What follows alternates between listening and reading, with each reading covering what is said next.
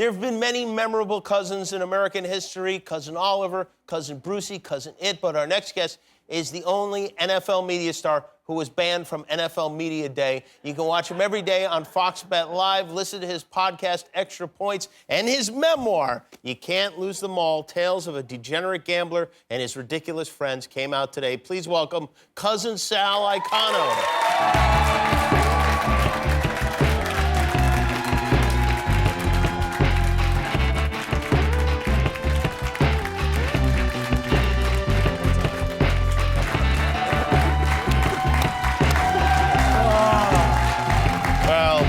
Can you spread Corona through a crotch shot? I don't think there's. I don't think you can, but I will tell you, as I walked down the stairs, the guys told me, protect your nuts. Well, who are they? I'm never talking to you again. Whoever said that. Look at this. Where's everybody? Everybody left.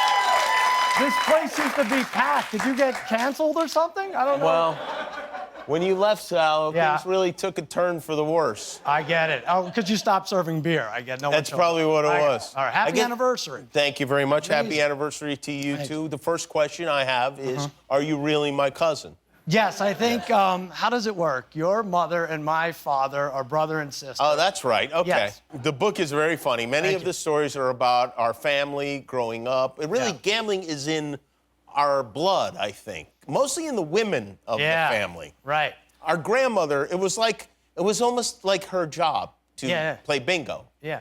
Why didn't you get the gene? You got the I'm gonna host every charity event gene, and I'm stuck with this gambling nonsense. I grew up in Las Vegas. You grew up in Long Island. I don't know how it happened. Got it out of your system. But I do remember Grandma would go to the Kingsway Theater in Brooklyn to play bingo from 1 to 4:30. And then she'd come home and make dinner, and then go back out from 8 to 11 every single day. God bless her. God bless her. And then she'd take us, right? I mean, these are the Every once in a while, she'd take us. Yeah, and we'd spend our time just dabbing each other with those markers and calling bingo when we didn't have it. Yeah. And she threatened telling the bingo commission on us, which we took such delight in. Yeah. We laughed and laughed and laughed. Yeah, we were not good bingo partners. Yeah, we'd yell bingo, and all the old people would be furious immediately. Yeah. But Aunt Chippy, really, our Aunt Chippy is the one who got you, who set the hook. She really did. Yeah. Aunt Chippy, God rest her soul. She's not. She's not? Okay. She made it. I need to check in more. All right. Grandma's gone, though, right? Grandma just gone, yeah. She's been gone for a while. I would visit you from age 13 to 16 every summer. You were in Las Vegas. I'd visit your family and our cousins Ann, Sally, and Mickey, and Aunt Chippy's family, and Uncle Frank.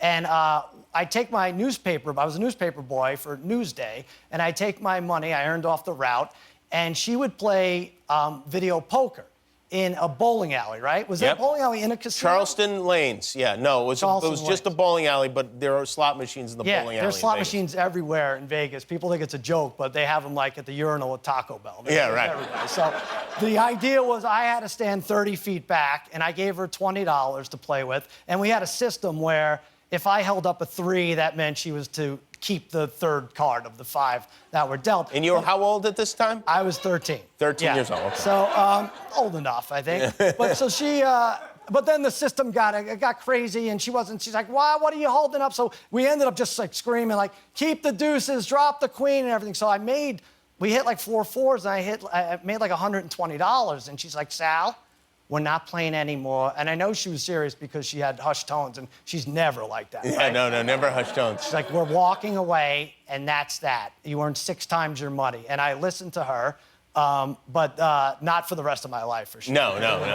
Almost immediately, you were passing out parlay cards in high school. That's Aunt Chippy was nice enough to contribute a blurb for your book, in which she wrote, I swear to God, you little if you wrote anything stupid about me, I'll kill you. Yeah. Well, that's it. If Corona doesn't get me, she will then, because there's a lot of stupid So you were bitten at a bowling alley in Las Vegas by a radioactive gambling bug, and you became Spider-Man. What's the worst bet you ever made? Oh, man, that's like asking which child I hate the most, which is Harrison. Harrison's the answer. He's sleeping. He's dumb. He doesn't see it. No, I have to say you were involved in it, and it was a bad beat.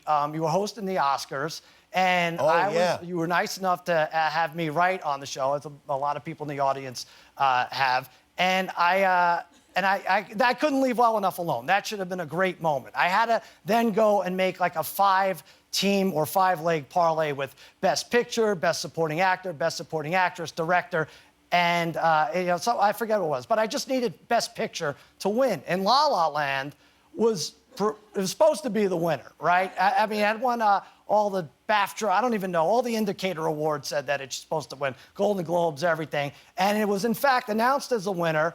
I'm cashing in, great. And then, like, it was crazy, like 4 producers with ponytails were running around, men. And I'm like, uh-oh, this doesn't look good. And sure enough, you know the rest. They called, what was the winner? Well, it was... Moonlight. Moonlight, How do yeah, I ever forget? But it didn't matter. You guys are celebrating because the show was over. You didn't have any care in the world that I had just lost 3 times. I didn't know. I'm so them. sorry. Yeah. I want to show a clip from right at the beginning of the show. When we were kids, we used to pillow fight a lot. And roll the clip. Now, this is Lennox Lewis pillow fighting cousin Sal. And Lennox Lewis's mother is on stage. Right. Why, I don't know. Anna Nicole Smith and Don King are also on the stage. And this was, as I recall, this ended badly, and not just for you, really for the whole show. Lennox Lewis risking his career fighting you. So I was the champ, and I knew what I was doing. I had that down-up move, Jimmy. Yeah, you know that, right? that's a I just want to move. get that. But eventually, Lennox is 6'7". Look how fat I am here. What happened? Guillermo, I'm supposed to lose weight. You're supposed to remind me. Lennox is 6'7", so eventually he has leverage on me, and I got frustrated. And there was a cake for Anna Nicole Smith. It was her birthday. So I pick up the cake, I throw it at Lennox, and it kind of misses, and it gets in Lennox Lewis's mother's eyes. And so I run backstage, and his henchmen are waiting for me, Lennox Lewis. And it was bad. And he's like, I'm like, oh, come on, it was all just a joke. And they're like, what's funny about Lennox's mother having cake in her eyes? And I didn't have an answer for that. Yeah, right, no. But I survived that. I went into the green room, and then a couple of minutes later, our executive producer summoned me and said, hey, you need to apologize to Anna Nicole Smith. You hit her with the pillow, and her leg is swollen, which sounds ridiculous anyway.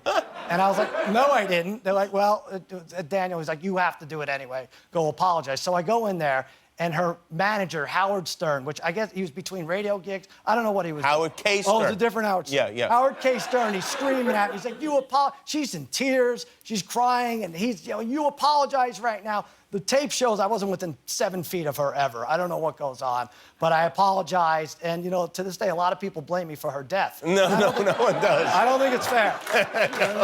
No one blames you for that. Okay. You've caused a lot of sorrow, but no, not that death in particular. This is the book. You Can't Lose Them All. Cousin Sal. Your last name's Iacono, It huh? is. That's I didn't know that. Conan gave me 2 segments. Hey, thanks for doing our show first. Sal's, we'll be right back with Death Camp for Cutie. Thanks for watching. If you liked that video, click the subscribe button. And if you didn't like it, well, you hurt my feelings.